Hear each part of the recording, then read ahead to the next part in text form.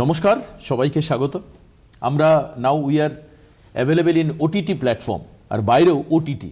ওহ, terrific ঠান্ডা। তো এই ঠান্ডায় মানুষ মানুষের মতো মজা করছেন, ঘুরছেন, ফিরছেন, খাচ্ছেন, পিঠে তৈরি হচ্ছে সব বাড়িতে বাড়িতে, খুব লোভনীয়। এবং শীতকালটা জানেন তো, মানে আমার নিজের কাছে ব্যক্তিগতভাবে দেখতে গেলে একটা লাভলি টাইম।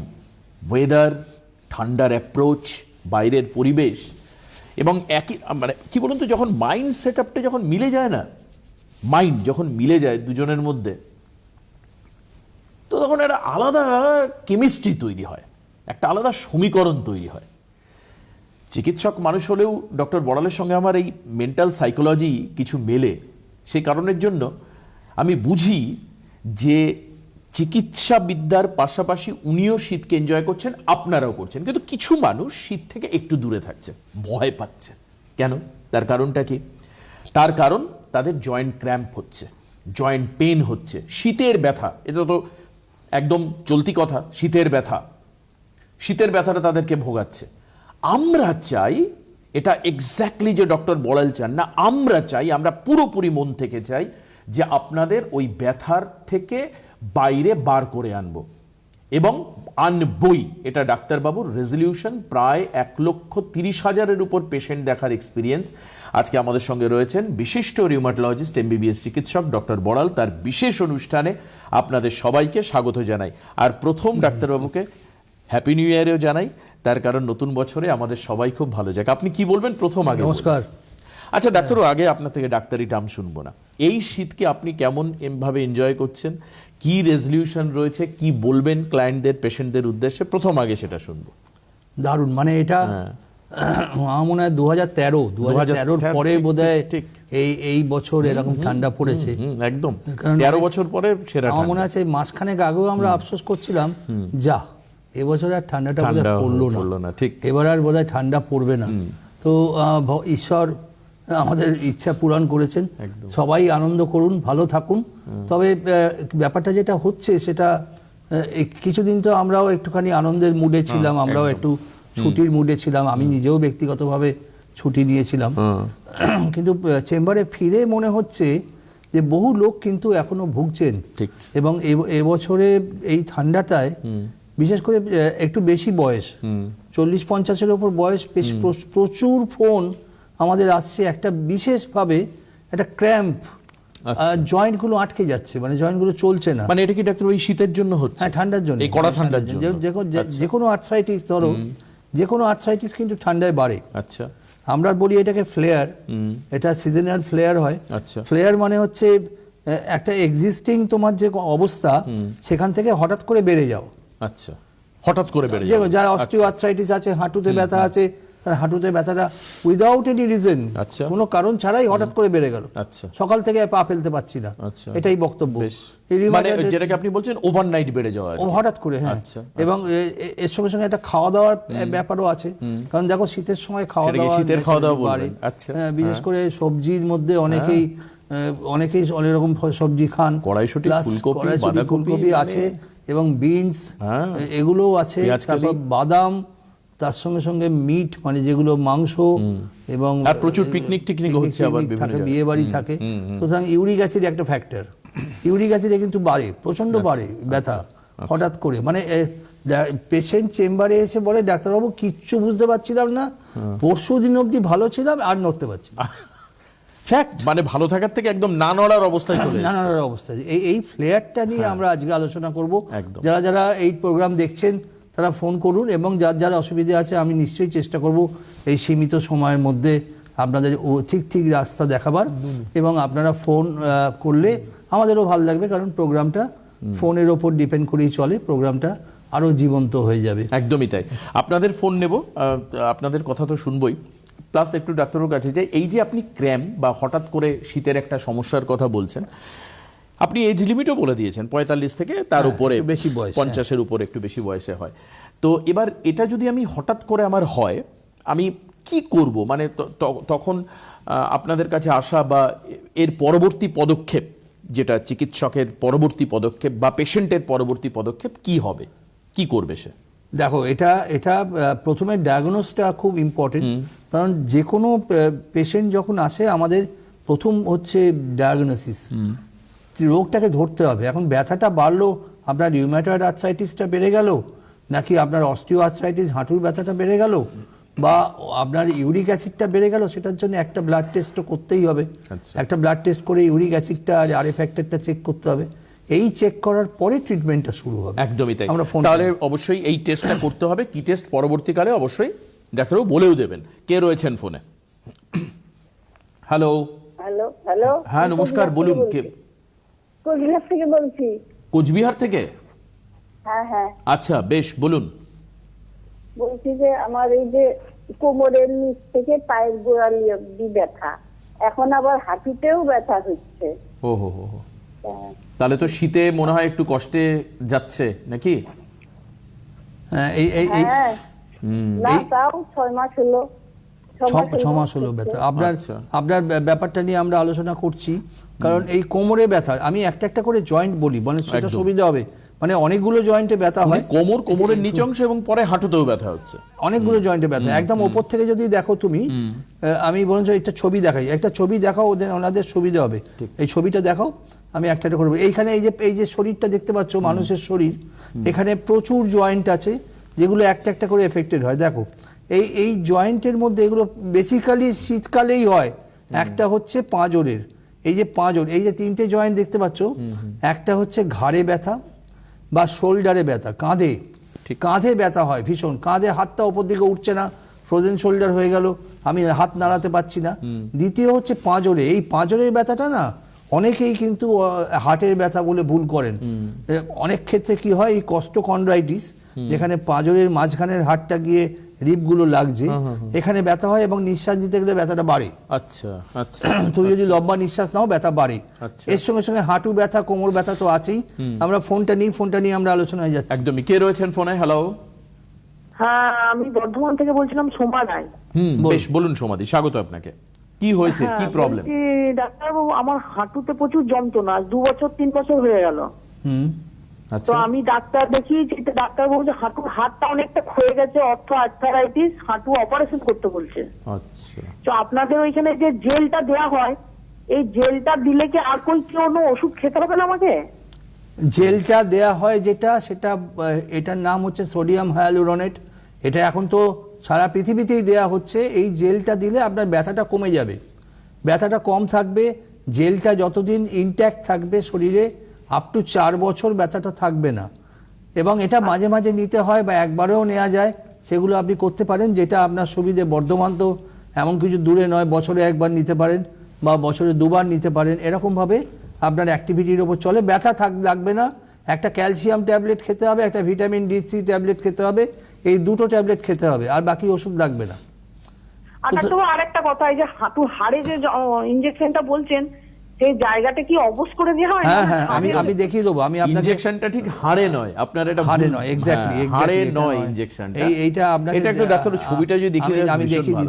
দেখুন, আপনি ফোন করেছেন বর্ধমান থেকে, আপনার জন্যই আমি এটা দেখাচ্ছি। এটা শুধুমাত্র আপনার জন্য। আপনি এই ছবিটা দেখুন এক্স্যাক্টলি যেটা করা হয় হাঁটুতে পেশেন্টকে শুইয়ে হাঁটুর ভেতরে একটু পরিষ্কার করে নেওয়া হয় এবং এই জায়গাটা অবশ করে দেওয়া হয়। একটা স্প্রে আমরা ইউজ করি, স্প্রেটা ইউজ করলে অবশ হয়ে যায়। এই হচ্ছে ইনজেকশনটা, ভালো করে লক্ষ্য করুন। মানে উনি পরিষ্কার বলতে চাইছেন ব্যথা লাগবে? হ্যাঁ, এটা তো স্বাভাবিক, ব্যথা লাগবে না, এই হচ্ছে। এই যে ইনজেকশনটা দেখছেন, এটা ছোট্ট একটা ইনজেকশন। এটা মালাই চাকির তলা দিয়ে, এটা কিন্তু হাড়ে নয়, এটা হাঁটুর মধ্যে ঢুকবে। ওপরে মালাই চাকিটা দাগ দেওয়া আছে আপনাদের বোঝার সুবিধের জন্য, যে এই ওপর দিকে মালাই চাকিটা আছে এবং আপনার হাঁটুর ভেতর দিক দিয়ে অথবা বাইরের দিক দিয়ে, যে কোনো একটা দিক দিয়ে এই ইনজেকশনটা পুশ করা হয়। এই ইনজেকশনটার নাম সোডিয়াম হায়ালুরোনেট।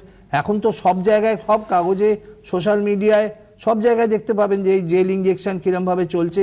বিশেষ করে জার্মানিতে এটা ভীষণভাবে পপুলার হয়েছে এবং এই ইনজেকশনটা আমরা ইটালি থেকে আনাই। এই যেটা দেখছেন সেটা ইটালি থেকে আনা ইনজেকশন। এই যে পুশ করা হচ্ছে, মাত্র 8 থেকে 10 সেকেন্ড লাগে। আমরা মেপে দেখিয়েছি, আমরা টাইম করে 8 থেকে 10 সেকেন্ড এবার বার করে নেওয়া হলো।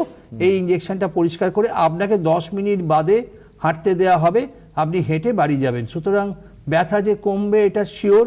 ব্যথা নিয়ে নিশ্চিন্ত থাকুন, ব্যথা কমে যাবে। এবং বিভিন্ন ডোজের উপর আপনি বলেও দিলেন, তার মানে Exactly. ডিউরেবিলিটিটাও আপনি বলে দিলেন। কারণ এর সঙ্গে একটা খরচের ব্যাপার আছে, এর সঙ্গে একটা কতদিন অন্তর আপনি নেবেন তার একটা ব্যাপার আছে। সুতরাং যেটা আমি বলছিলাম যে এই অস্টিওআর্থ্রাইটিস যখন হয় তখন আপনি ইনজেকশনটা নিতে পারেন এবং নিলে ভালোই থাকবেন। আপনি ডাক্তারবাবু বিভিন্ন জয়েন্ট গুলো দেখাচ্ছিলেন, আমি এটা এবার যেটা যাচ্ছি শোল্ডার, সেটা রিব কেজ,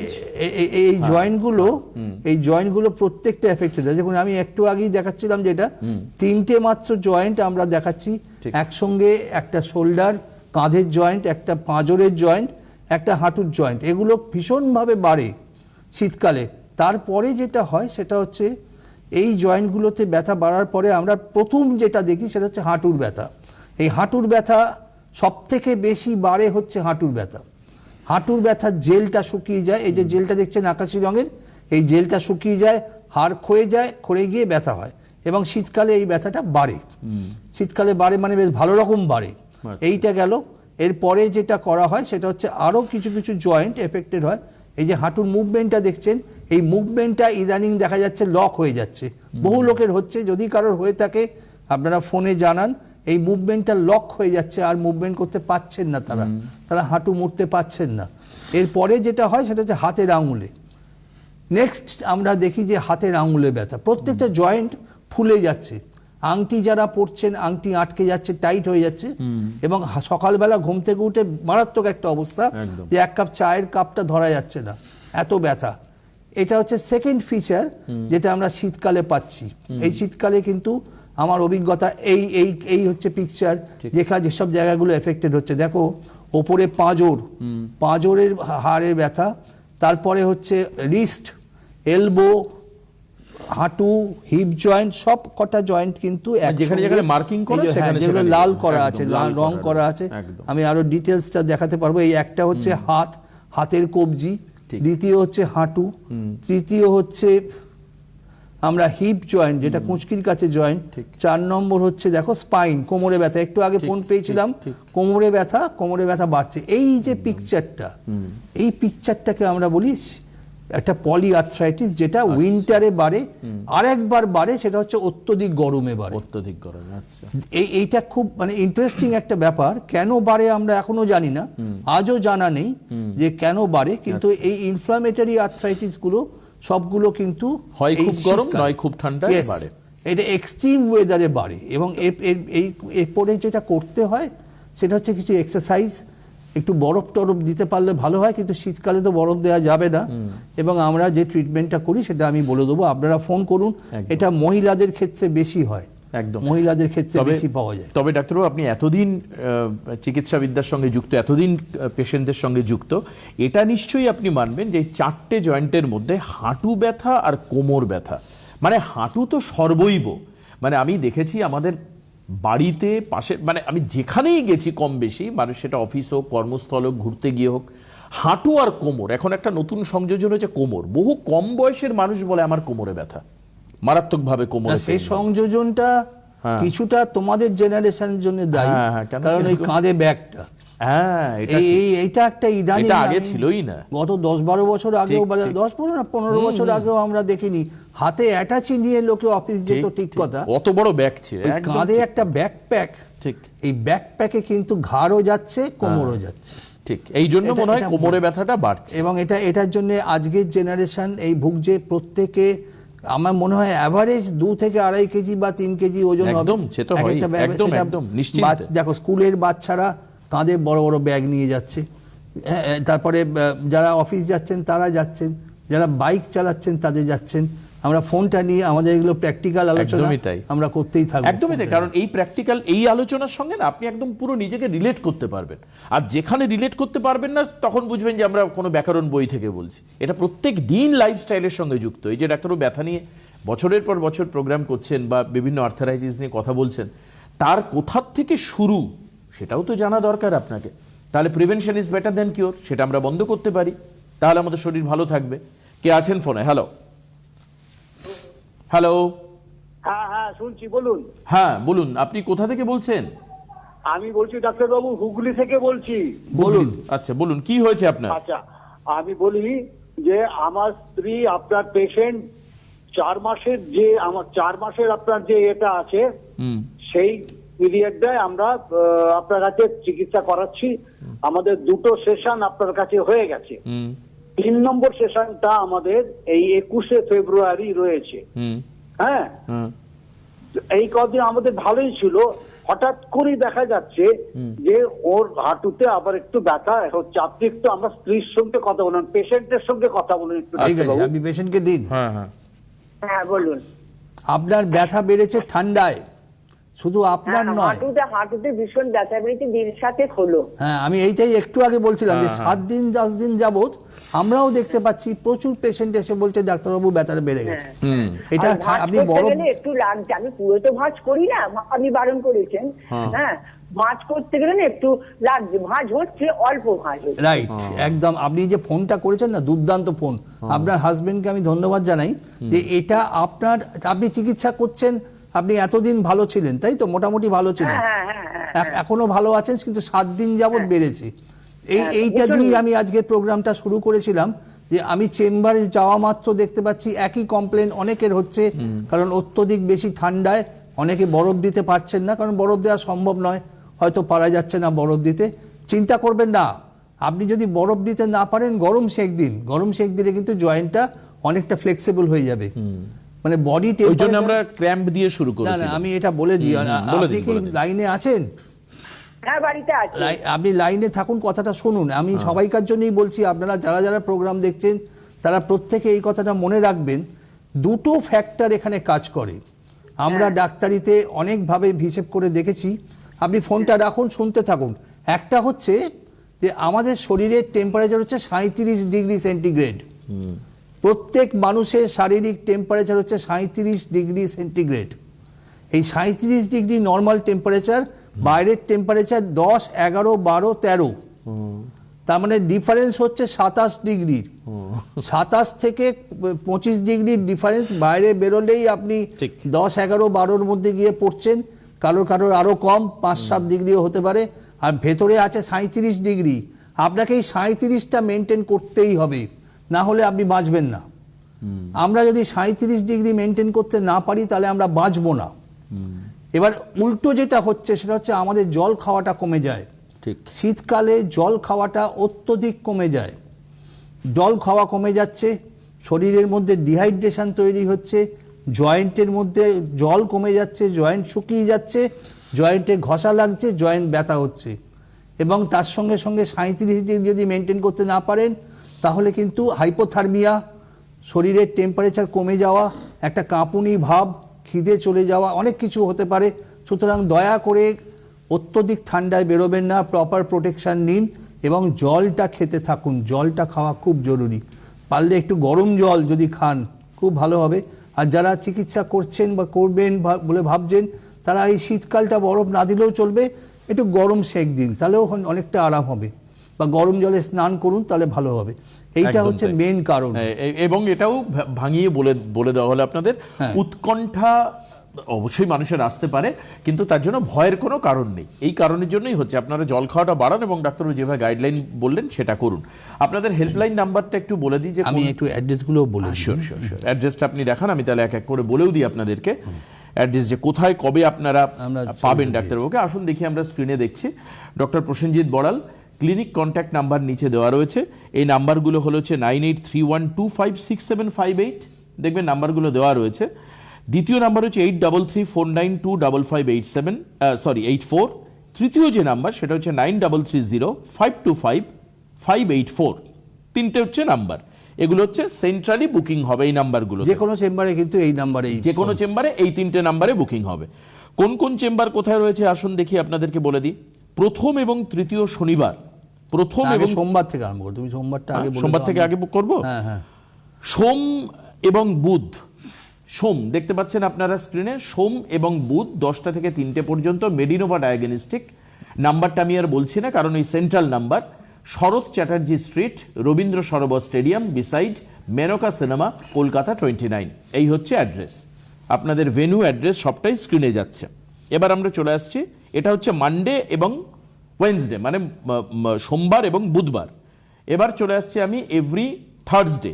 অর্থাৎ প্রত্যেক বৃহস্পতিবার হচ্ছে বিজয়া ডায়াগনস্টিক, রাজডাঙ্গা, বোসপুকুর, এটা হচ্ছে নীলাচল আবাসনের একদম পাশে, 10টা থেকে 2টো পর্যন্ত। এই হচ্ছে টাইম। এই চেম্বারটা কসবাতে করা হয়েছে এবং এটা কিন্তু বেশ বড় জায়গা, অসুবিধা হবে না। এবং অ্যাপয়েন্টমেন্ট আপনারা যদি চান খুব কুইকলি, খুব তাড়াতাড়ি অ্যাপয়েন্টমেন্টের জন্য এই চেম্বারটা আইডিয়াল হবে, কারণ বসার জায়গাও প্রচুর আছে এবং তাড়াতাড়ি অ্যাপয়েন্টমেন্ট আপনারা পেয়ে যাবেন। সুতরাং এটা জাস্ট নতুন অ্যাডিশন, আপনারা এটাতে ট্রাই করতে পারেন। বেশ, আমি না একটু ওয়েট করাবো, একজনের ফোন রয়েছে।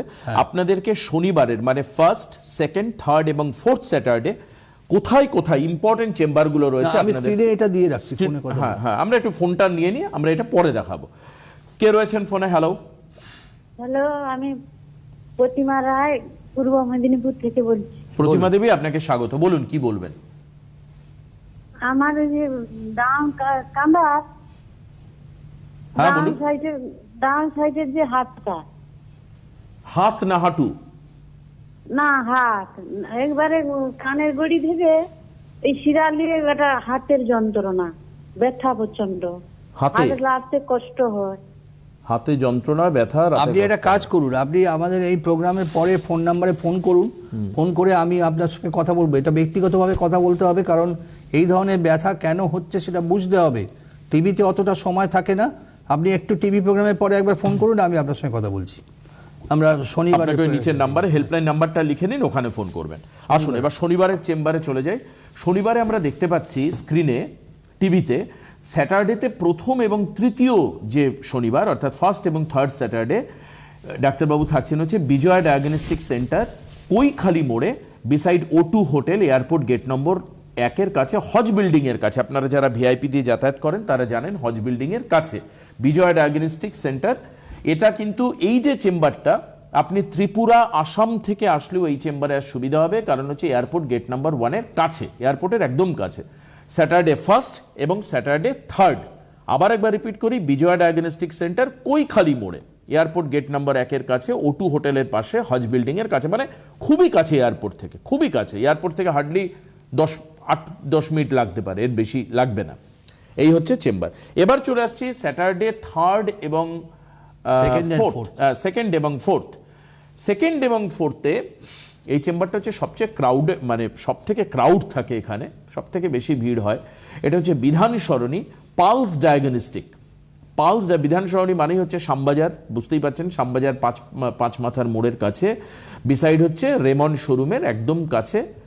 আপনাকে আসতে হবে হচ্ছে শ্যামবাজারে নেমে আপনি মেট্রো করে আসুন বা বাসে করে আসুন, শ্যামবাজার 5 মাথার মোড়ের কাছে। পালস ডায়াগনস্টিক হচ্ছে চেম্বারের নাম, বিধান সরণি হচ্ছে রোড ভেন্যু, শ্যামবাজার 5 মাথার মোড়ে, একদম 5 মাথার মোড়ে, রেমন শোরুমের পাশে। এই হচ্ছে কথা।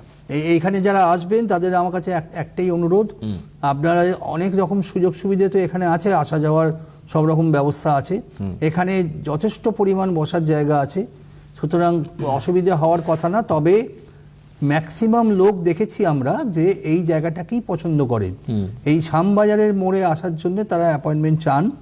আমরা অ্যাপয়েন্টমেন্টটা একটু আগে করবেন, কারণ আগে থেকে না করলে এটাতে পাওয়া মাত্র 2টো শনিবার আমি মাসের মধ্যে যাই, সুতরাং একটু আগে থেকে করলে আমাদের পক্ষেও সুবিধে, আপনাদের পক্ষেও সুবিধে। আর 2 নম্বর হচ্ছে একটু সকাল সকাল আসবেন, কারণ ফার্স্ট কাম ফার্স্ট সার্ভ ব্যাপারটা কিন্তু সব চেম্বারের জন্যই এটা একই নিয়ম। ব্যাপারটা আমি একটু বুঝিয়ে বলে দিই।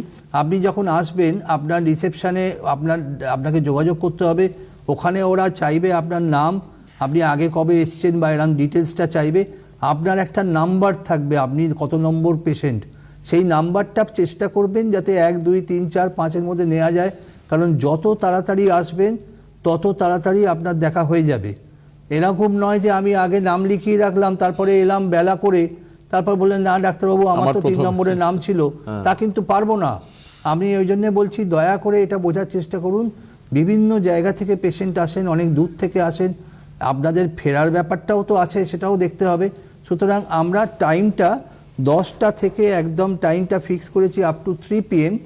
10টার মধ্যে পৌঁছলে আর 3টের মধ্যে যদি হয়ে যায়, তাহলে আপনারা যে যেখান থেকেই আসুন না কেন নিশ্চিন্তে বাড়ি যেতে পারেন।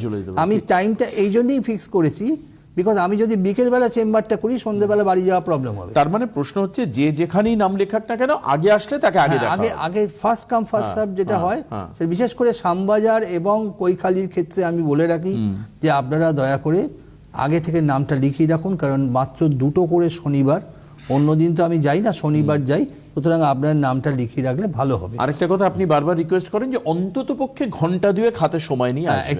একটু ভিড় হয় তো, মানে ভিড় হয়, একটু এই টাইমটা হাতে নিয়ে আসবেন। এসেই যাই করলে হবে না, কারণ ট্রিটমেন্টের ব্যাপার তো আপনাকে বুঝে করতে হবে, এই হচ্ছে বিষয়। যারা ফোন করছেন তারা খরচাটাও বলে দিই, কারণ খরচাটা বলা দরকার। দেখুন, এই চিকিৎসা যেগুলো করা হয় তার মধ্যে যেটা মেন চিকিৎসা সেটা হাঁটুর, এবং হাঁটু বা অন্যান্য জয়েন্টের চিকিৎসা যেটা আমি করি সেটা হচ্ছে এই ট্রিটমেন্টটার নাম ভিস্কো সাপ্লিমেন্টেশন। এটা রিউম্যাটয়েডের ক্ষেত্রে একটু আলাদা ট্রিটমেন্ট হয়, কিন্তু বেশিরভাগ জয়েন্টে এই ধরনের ট্রিটমেন্ট করা হয়। এই খরচাটা যদি আপনারা লিখে রাখেন তাহলে আপনাদের পক্ষে সুবিধা হবে, ছবি তুলে রাখুন। কারণ এই খরচাটা যেটা ট্রিটমেন্টটা করা হয় জয়েন্টে, সেটার নাম হচ্ছে সোডিয়াম হায়ালুরোনেট ইঞ্জেকশনের নাম, এবং এই সোডিয়াম হায়ালুরোনেট ইঞ্জেকশনটাই বিভিন্ন জয়েন্টে পুশ করা হয়। 1 নম্বর হচ্ছে যারা আর্থিকভাবে একটু দুর্বল বা কাছাকাছি থাকেন তারা 1500 টাকা পার জয়েন্ট, একটা জয়েন্টে 1500 টাকা, 2টো জয়েন্টে 3000 আপনারা করে নিতে পারেন। 2 নম্বর হচ্ছে যারা আরেকটু সচ্ছল, যারা আরেকটু খরচা করতে পারবেন তাদের জন্য 3000 এবং 5000 আছে, যেগুলো 4 মাস অন্তর বা 2 মাস অন্তর করতে হয়। এগুলো আমরা বলে দেবো, আপনার জয়েন্টের অবস্থা দেখে এগুলো আপনার ডিসাইড করতে হবে। আপনি মানসিকভাবে প্রস্তুত হয়ে আসবেন, কিন্তু ডিসিশনটা আমাদের বসেই নিতে হবে অ্যাকর্ডিং টু এক্সরে এবং স্টেজ, কীরকম অবস্থায় আপনি আছেন। নিচের 3টে যে ইঞ্জেকশনের নাম দেখতে পাচ্ছেন আপনারা, এই 3টে ইঞ্জেকশনের সুবিধে হলো এগুলো বছরে একবার নিতে হয়। একটা নতুন জয়েন্ট ইঞ্জেকশন এসছে, সেটা হচ্ছে 15,000 টাকা, 2টো হাঁটু বা 2টো জয়েন্ট, একটা হাঁটু একটা কোমর হতে পারে, একটা শোল্ডার একটা হাঁটু হতে পারে, এরকম 2টো জয়েন্টে যদি বছরে একবার নেন তাহলে খরচা হবে 15,000 টাকা। এটা হচ্ছে সবথেকে নতুন সংযোজন, যার জন্য আমি হাইলাইট করে দিয়েছি সবুজ দিয়ে। এটা নিউ অ্যাডিশন, এটা নতুন এসছে বাজারে এবং এটা কিন্তু প্রচুর ডিম্যান্ড। দ্বিতীয় যেটা সেটা হচ্ছে একদম 5 নম্বর, যেটা 5 নম্বর 15,000 টাকা 2 বছরের জন্যে, একটা হাঁটু, 2টো হাঁটু হলে 30,000। আর সবথেকে ভালো, সবথেকে দামি ইউএসএ ব্র্যান্ড, যেটা মার্কিন যুক্তরাষ্ট্র আমেরিকা থেকে আসে, সেটা হচ্ছে 20,000 টাকা একটা হাঁটু, 2টো হাঁটু 40,000 ফর 4 ইয়ার্স, 4 বছর। 4 বছর, 3.5 থেকে 4 বছর আপনি ভালো থাকবেন, ব্যথা শূন্য জীবন অনুভব করতে পারবেন এবং উপভোগ করতে পারবেন। এবং এটা ঠিক যে ফুটবল না খেলতে পারলেও আশেপাশে ঘোরা, টুকটাক এদিক ওদিক যাওয়া, বলে দিই। হ্যাঁ, নিয়মগুলো জয়েন্টের কয়েকটা কথা মনে রাখতেই হবে, আমাদের হাতে সময় খুবই কম। একটা হচ্ছে একটা বরফের ব্যবস্থা করতে হবে, বরফ দিতে হবে। যে জয়েন্টে ইঞ্জেকশন নিন, এই সোডিয়াম হায়ালুরোনেট ইঞ্জেকশন ঠান্ডাতে ভালো কাজ করে, বরফের ব্যবস্থা একটা করে রাখবেন। 2 নম্বর হচ্ছে যারা কোমরে ব্যথা বা হাঁটুর ব্যথায় ভুগছেন তারা মেঝেতে বসবেন না, মেঝেতে বসলে কিন্তু ব্যথা বাড়বে, যার জন্য আমি বারবার বলে রাখি কয়েকটা নিয়ম মানতেই হবে। একটা মেঝেতে বসা, একটা বরফের ব্যবস্থা করা, আর 3 নম্বর হচ্ছে নিয়ম করে ওষুধ খাওয়া।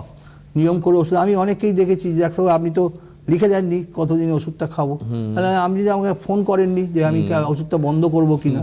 ওষুধটা দয়া করে আপনারা নিজের ইচ্ছে বন্ধ করবেন না, এবং মাঝে মাঝে যোগাযোগ রাখতে হবে, মাঝে মাঝে টেস্ট করতে হবে। যে যেরমভাবে ইঞ্জেকশনটা নিতে পারেন।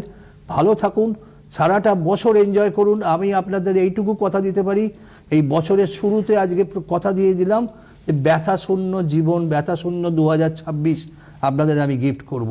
এটা একদম আমার কথা রইল। ব্যথা থাকবে না, ব্যথা ছাড়াই বাঁচতে পারবেন। খুব ভালো থাকুন, এইটুকু আমার রইল, মানে প্রার্থনা এটা থাকলো। এবং সব থেকে বড় কথা হচ্ছে যে যখনই হাঁটুতে ব্যথা হবে তখনই টোটাল কনসেন্ট্রেশন হাঁটুতে অথবা শোল্ডারে অথবা রিপকেজের এই জয়েন্টে চলে আসবে অথবা হিপে চলে আসবে। আপনারা মনকে অন্যদিকে ডাইভার্ট রাখুন, অন্যদিকে খুশিতে হাসি। পাঁজরের ব্যথাটা নিয়ে ভাববেন, অনেকের কিন্তু কস্টোকন্ড্রাইটিস হচ্ছে, একটু হাত দিয়ে চাপ দিয়ে দেখবেন যে পাঁজরে ব্যথা করছে কিনা। হট করে হার্টের ব্যথা ভেবে ভয় পাবেন না, এর পরের সপ্তাহে আমরা এটা নিয়ে আলোচনা করব। একদম তাই, তার জন্য অপেক্ষা করে থাকলাম। আগামী সপ্তাহে আবার মঙ্গলবার ঠিক সন্ধ্যাবেলা 7টার সময় সিটিভিএনে আমাদের সঙ্গে থাকবেন। সুস্থ থাকবেন, ব্যথামুক্ত জীবনে থাকুন। অনেক অনেক ধন্যবাদ ডাক্তারবাবুকে উপস্থিত হওয়ার জন্য, এত সুন্দর অনুষ্ঠানের জন্য। নমস্কার সবাইকে।